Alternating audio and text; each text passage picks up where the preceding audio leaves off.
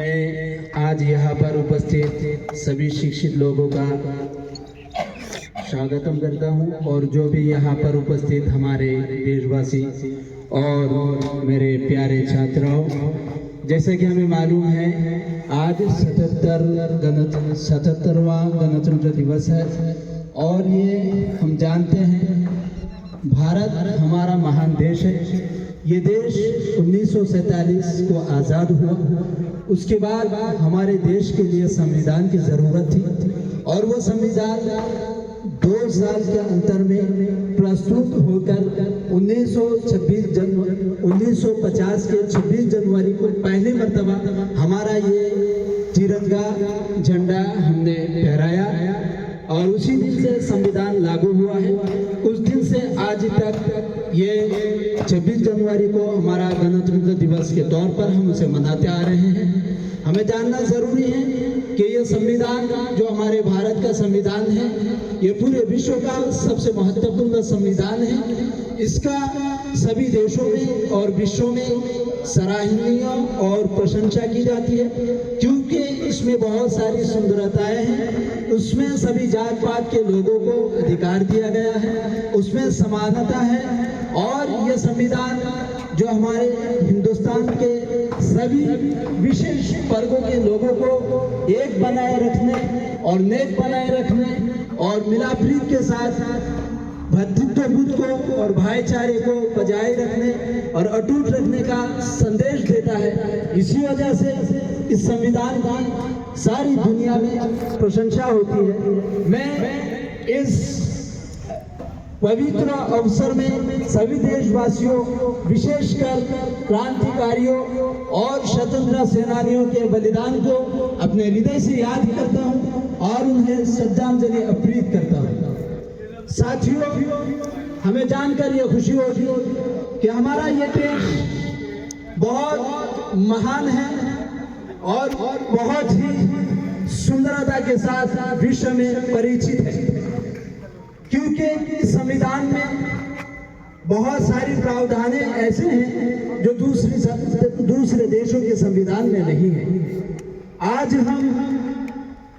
आज का ये अवसर हमें ये संदेश देता है कि देशभक्ति और छात्राओं की प्रधान भूमिका समझने का जो अवसर हमें ये दिवस प्रदान करता है।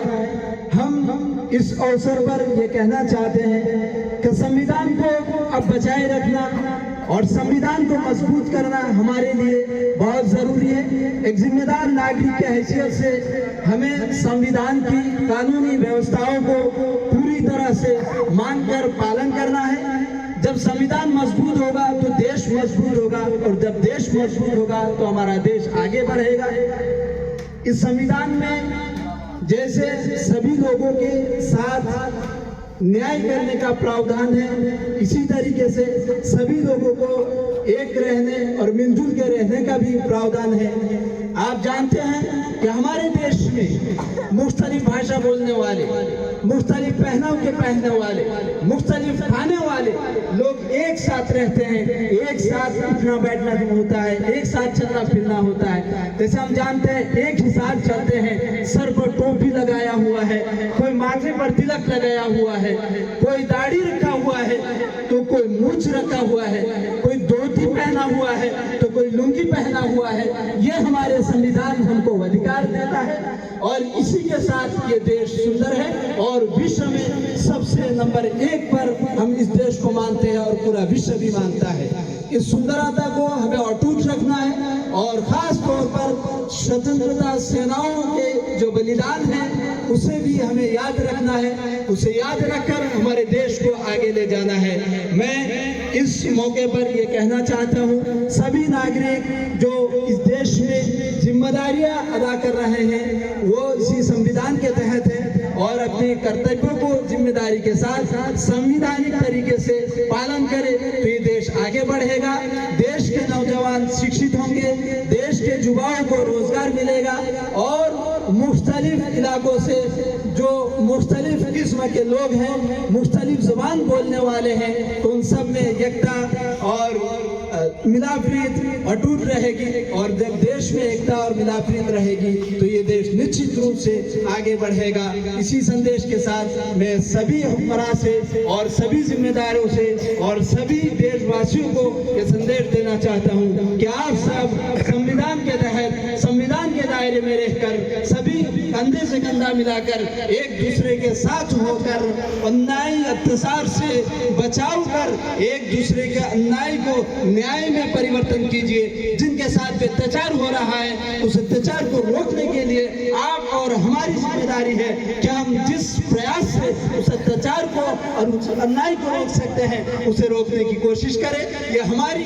इस देश की खूबसूरती है कि हम हर किसी के साथ होते हैं, जो मजलूम है उनकी मदद करते हैं और जो अत्याचारित है उन्हें हम सुरक्षित करते हैं। इसी तरीके से हमारा संविधान सुरक्षित होगा और जब संविधान सुरक्षित होगा तो देश हमारा आगे बढ़ेगा।